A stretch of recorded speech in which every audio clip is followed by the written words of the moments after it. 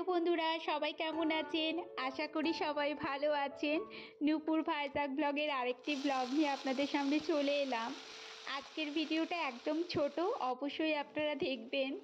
যেহেতু শনিবারের সকাল আর সব সবজি হয়েও গেছিলো, ওই জন্য একটা বেগুনের রেসিপি আপনাদের সঙ্গে শেয়ার করছি।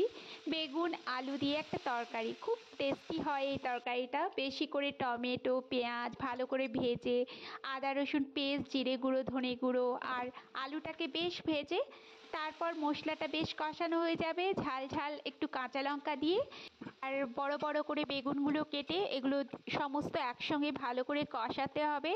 ভালো করে নাড়াচাড়া করলেই ওর থেকেই জল ভালো করেই বেরিয়ে যায়, আর আলাদা করে জল দেওয়ার দরকার হয় না।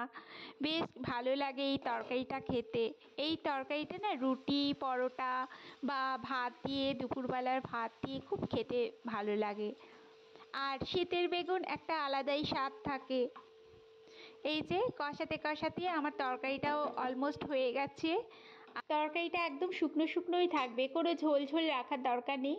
আবার এই বেগুনের তরকারি একটু ঝোল ঝোলেও ভালো লাগে, কিন্তু আজকে আমি শুকনো শুকনোই রাখলাম।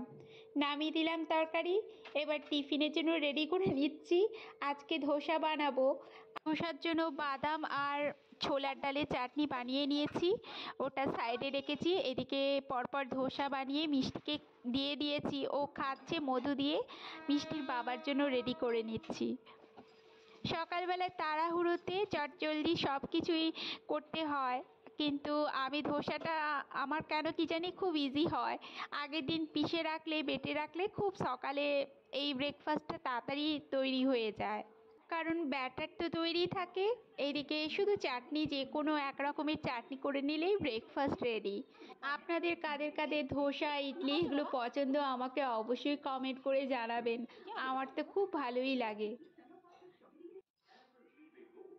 এদিকে আমাদের ব্রেকফাস্ট হয়ে গেছে, আর মিষ্টি আর ওর ফ্রেন্ড মিলে খুব খেলাধুলো করছে, ডান্স করছে ঘরের মধ্যে। আর আমি ঘরে সমস্ত কাজ করে স্নান করতে যাচ্ছি এখন। ঘরের মধ্যে ছুটি তো এখন, ওই জন্য খেলে বেড়াচ্ছে ওরা। আর সেদিন আমলকিগুলো শুকিয়েছিলাম, দেখুন ভালোই শুকিয়ে গেছে। কালকে রোদ ওঠেনি, আজকে সকাল থেকে একটু দিয়েছিলাম, এখন কৌটোতে রেখে দেবো। এই শুকনো আমলকিটা গ্যাস অম্বল দূর করতে খুব কাজে দেয়। আপনারা অবশ্যই একবার ট্রাই করে দেখবেন, খুব ভালো থাকে। চলুন আজকের ভিডিওটা তাহলে এখানেই শেষ করছি। সবাই ভালো থাকবেন। ভিডিওটা ভালো লাগলে অবশ্যই একটা লাইক করে দেবেন। নমস্কার।